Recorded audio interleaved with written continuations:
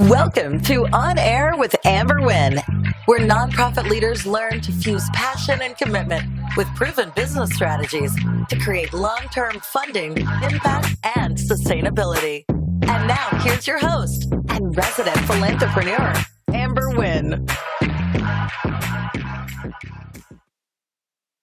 Hey fam, it's your girl, Amber Wynn, Philanthrepreneur, and I'm excited to be in your space. Today's topic is, should I or shouldn't I? And we are going to talk about, if you're thinking about starting a nonprofit, should you? And for those of you who've already started your nonprofit, I want you to consider, should you re-energize your organization or should you just go in a different direction? Now, people say to me, I've had my nonprofit for 15 years. I want you just to think about the impact that you're going to make in the community or the impact that you're not making in the community, right? Is it your ego?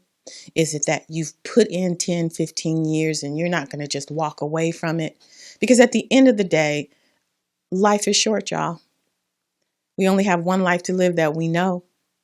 And while you're here, let's make a difference. So, today we're going to talk about, if you're thinking about starting a nonprofit, should you? And I'm going to give you all of the reasons why you should and all of the reasons why you shouldn't. But before I dive into it, let's pause for a minute. And then when I come back, should I or shouldn't I? Most founders don't realize that there are more applicants than there is money. This fact impacts a nonprofit's fundability. Nonprofit founders should administer research on their competitors, determine if their community is oversaturated, and identify their competitive advantage before they start a nonprofit. Check out How to Validate Your Nonprofit Idea, a step-by-step guide on how to administer the research you need to validate your idea before spending hundreds of hours and thousands of dollars, only to struggle to fund it. Get your copy today. Welcome back to On Air with Amber Wynn, Philanthrepreneur. Today's topic is, should I or shouldn't I? And listen, most people start their nonprofits because they are committed to their community. They want to make a change. They see a problem and they want to change it. But here's what I need for you to know. Passion is not enough, right? Most people, when they start their nonprofit, they think that they're just going to be doing that thing that gets them excited, whether that's outreach or program delivery. And I need you to know that starting and running and funding and sustaining a nonprofit is more than that. It is. It is actually running a business. And it's important that you understand that because, those late nights when you're up writing those grants or when you're sitting in front of your staff having a conversation about something that you're like, really? Because we need to be working and not dealing with that. It all comes with it, right? A nonprofit is a business. It's just a business with a philanthropic purpose. And so if you're thinking about starting a nonprofit or if you're in a nonprofit and you're stuck, it could be because you don't have all of the resources that you need to run an effective business. And that's what you need. You don't need a grant writer who's going to write you grants because that's not the solution. It's a part of the solution, but it's not the solution. And I think people miss that. People get their 501c3 and they're like, okay, I need grants. No, what you need is to understand how to run a nonprofit business, because I can sit here and I can write you grant after grant after grant, and it's not going to be enough. Why? Because you're going to blow through that money and you're not going to understand that there are rules attached to each element of running your organization. So let's just say I get you $1 million a year. That's a good amount. And it's restricted dollars. If you don't understand what restricted dollars mean, then you could potentially put your 501c3 tax exempt status at risk. So you have $1 million and you decide to spend money on this when the grant said that you could only spend it on that. Or you don't file with the 3 authorized agencies, and so you lose your tax exempt status. There are like 175 1,000 ways that you can mismanage funds or get your organization in jeopardy of losing its 501c3 because you don't know what you don't know. So what I want you to understand going into this, because a lot of people don't tell you this, they just say, girl, you need to start you a nonprofit and get some grants to cover that. It's not that simple. It's not that simple, and it's not that easy. If you don't have the skill set, if you don't have the knowledge, you're going to struggle. So if you're thinking about starting a nonprofit, I want you to change your mind and say, do I want to start a business, a for-purpose business? Because if you understand that you're starting a business, it's the same as if you were to start a small business. You need to do the research. You need to validate your idea. You need to, look at your competitors. Most importantly, you need to start with capital. You need to start with money. You need to know how you're going to bring the money in. And bringing the money in is not grants. Grants should only make up maybe 35% of your budget. And if you haven't figured out how you're going to make the rest of that amount, then you shouldn't be starting a nonprofit. And it brings me back to my original topic, which is if you don't know what you're doing, you're going to scramble, you're going to fumble, you're going to struggle. So if you're really serious about starting a nonprofit, then you should think about what it takes to run the organization. Founders jump in to starting a nonprofit without considering if their idea is even fundable. I can't tell you how many times I speak with clients and they never even consider that their idea may not be fundable because in their space, there's a need. But what they're not looking at is the community. The community could be saturated with nonprofits. And because there's nonprofits in the area, that reduces your ability to generate revenue. If they're addressing the same issue, and they could be addressing it a different way. But when funders look at your community, or if they're funding somebody in your community, they're not going to fund other people to do the same thing. So you need to go through the process before you even start your nonprofit to determine whether or not your idea is fundable. And it may not be that it's not fundable, but it may be that you need to shift your focus. Right now, and I'm so happy to hear it, there's a lot of focus about young people being sex trafficked. And so you may have 3 organizations in your community that addresses that, but maybe there's a gap that you can fill. But you won't know that until you do the research to see what organizations are in your community, what is their area of focus, and where can you fit in so that it makes sense. Don't just jump into it and say, I'm going to start this nonprofit. Because if your community is saturated, it's going to be a challenge for you to actually get funding. You need to learn what a nonprofit is, and you need to understand that it requires skills, knowledge, so that you can run the organization long term. It's not enough just to be good at whatever programs you're delivering. It's not enough to be good at outreach. You really need to manage people and have fundraising experience and be able to manage your board. And I can go on and on and on. So I want us to move from that place of you don't know what you don't know to a space of inquiry. I want you to really do some research to find out what it takes to run a successful nonprofit. I don't want you struggling. You can start a nonprofit and you can have this nonprofit, but will it be successful? I want you to be able to take care of you as you take care of your community. And so I can help you get there. You just need to have a big picture strategy. And so we're going to pause for a minute and we're going to talk about a product that can help you get to the end of, that strategy. We're not going to start you with piecemealing things. We're going to get you from the beginning to the end. So let's pause and you can learn a little bit about 90 days to a profitable nonprofit. Are you struggling to fund your programs? Can't get a grant to save your life? Most consultants will share the what of how to start a nonprofit or how to fundraise. They may even share the why, but they don't share the how because that's where they make their money. Now, I'm not hating. I'm a businesswoman too, but I've been where you are, trying to make the world a better place, struggling to keep the doors open, up to the wee hours of the night, writing grants and doing whatever needed to be done. And because I've walked in your shoes, I'm not here to make you spin your wheels. waste your time or your hard-earned money. We ain't got time for that. The world needs you. I'm here to show you how to transform that pit you keep dumping your hard-earned money into a profitable nonprofit.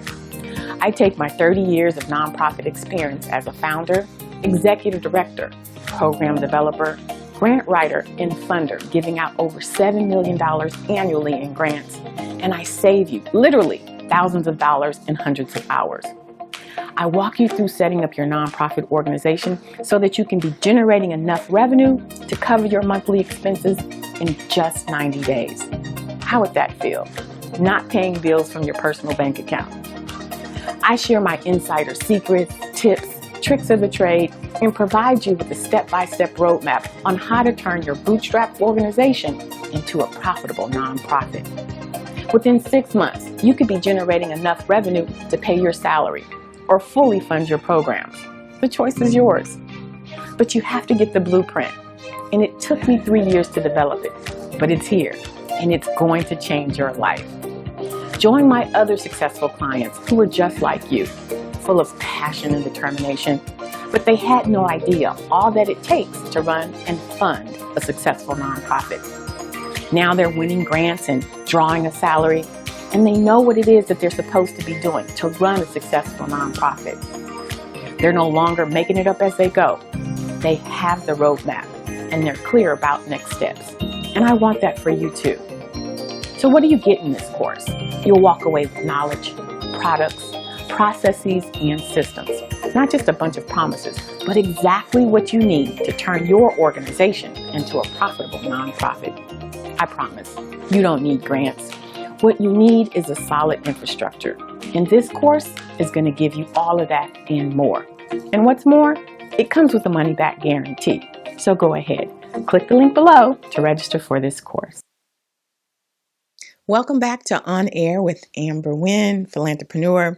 I'm excited to be in your space. I'm excited to be here. Today's topic, we've been talking about should I or shouldn't I in terms of starting a nonprofit. And if you're going to start a nonprofit, you absolutely should, but you should do it coming from a place of knowledge. I want you to make informed decisions. Speaking of informed decisions, it's time for my one of my favorite parts of the episode where you get to ask me your questions. Ask Amber, because I get to give you the answers that you're really looking for. I can talk all day, y'all know that, but I really want to be helpful to you. And so, you can reach out to me at any of my socials and ask me whatever questions you want. Today's question comes from Sekou in Rancho Cucamonga, and this question was left for me on Facebook, and it says, "Hi Amber, this is Sekou from Rancho Cucamonga. I want to start a nonprofit. Well, actually, I need a building, but I don't know how to get grants to cover it. Can you give me some advice on how to get started?" Hey Sekou, let me start by saying, purchasing a building is a business expense. So if you haven't even started a nonprofit, that's stage 7. I need you to go back to stage 1. As a matter of fact, stage 0, you're thinking about. So you're looking at a building so that you can deliver services. My question for you is, how much does it cost to run this organization you want to start? Because that's going to be the same question that every funder is going to ask you. I want you to go onto my website and download this document. It's called the seven stages of a successful nonprofit. It's how you stage your organization. And I want you to look at each one of those stages. Because if you start at stage 7, you've missed the whole foundation. And so you're going to struggle.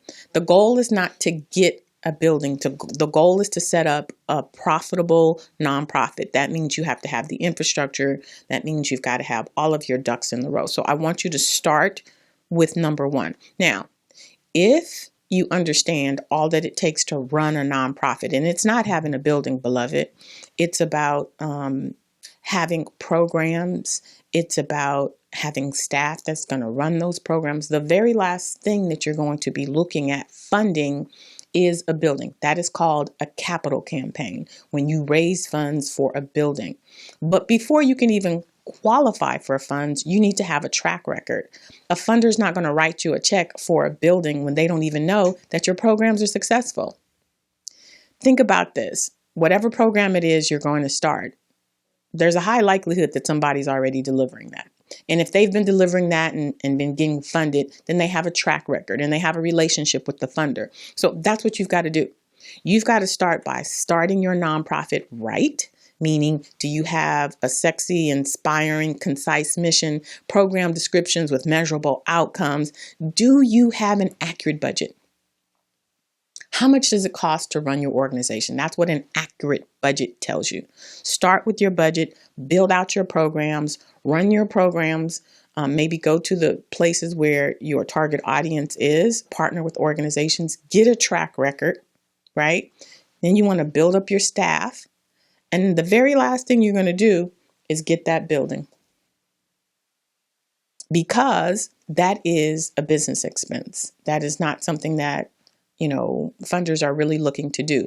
There are maybe 3% of funders out there who will support a capital campaign, but trust and believe, a brand new nonprofit where it's just a concept is not going to qualify for that type of support. You've got to be established. You've got to have other funders that are coming in. They're not going to just give you money. You've got to say, hey, I've raised, 50%. We want you to match to get us to the end of the game. So it is a lot, Sekou, that comes with funding a building.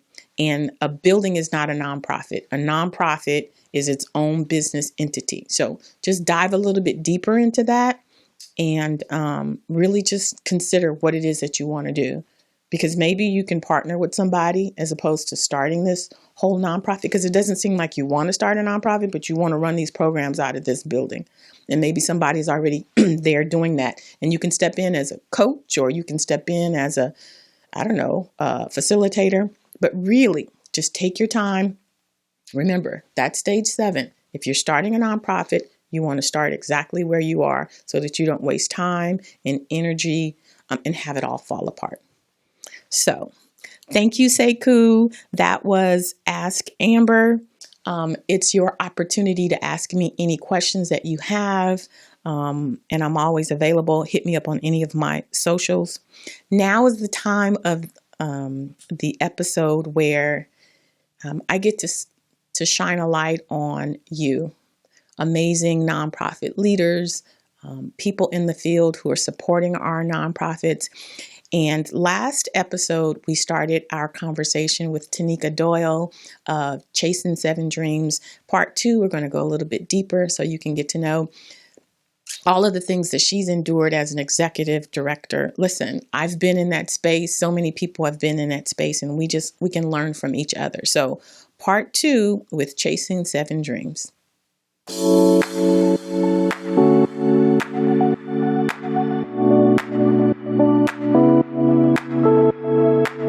Definitely have to be dedicated.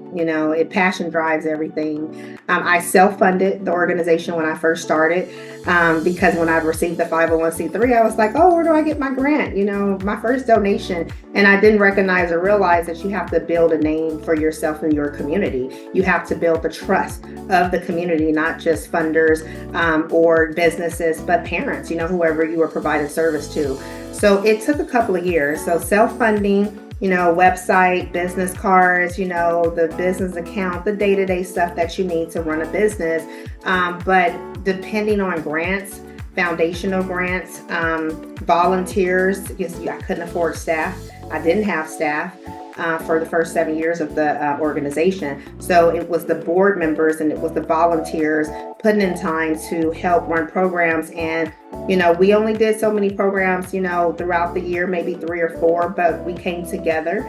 I self-funded, and the smallest grant, Smart and Final, $250. I was jumping up and down screaming, and then we branched out to the Lakers and Southwest, and different pictures you can find on our social media or our website of who have funded Chasing 7 Dreams. So it started there.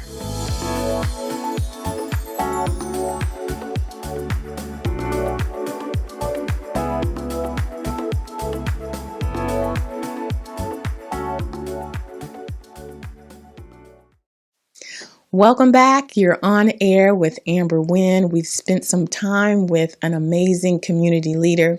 If you'd like to be highlighted on air with Amber Wynn, I'd love to feature you so that your community knows that you exist, so that funders know that you exist, so that potential collaborators know that you exist. So if you're interested in being featured on my Shine On nonprofit, hit me up on my socials or send me an email, amber@amberwynn.net. At this time, we are going to wrap it up with a mindset minute. And I'm only going to take a minute, you guys, because at the end of the day, a lot of people want to do good. They want to do well. They want to support their community. And so they think that by starting a nonprofit, they can do that. But there's some people out there who want to start a nonprofit because they think it's an easier way to start a business. And I would say to you, it's harder to sustain a nonprofit than it is a for-profit business, because you have to do more work. You have to set up the infrastructure. You have to have a strong board. You have to fundraise. You have to, there's so much more to running a nonprofit than just writing grants. So in this mindset minute, I want you just to think about in your heart what it is you're trying to do.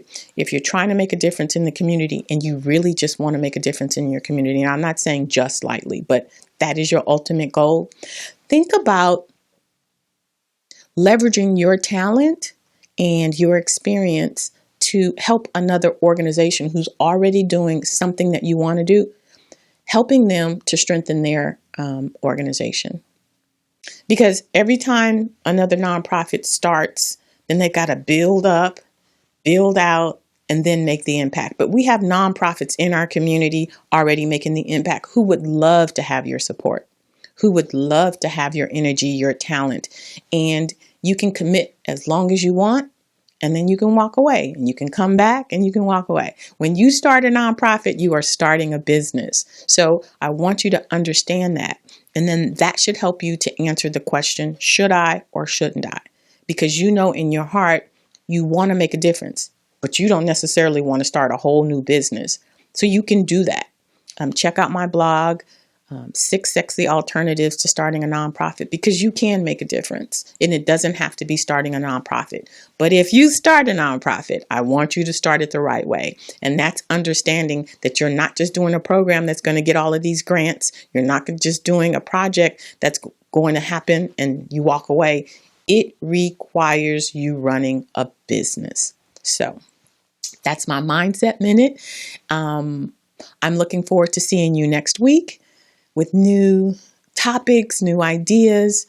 So until next week, I want you to take care of yourself like you take care of your community. Thanks for listening. If you enjoyed this episode, subscribe and leave a review on iTunes.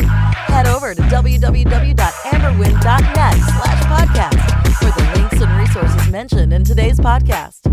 See you next time.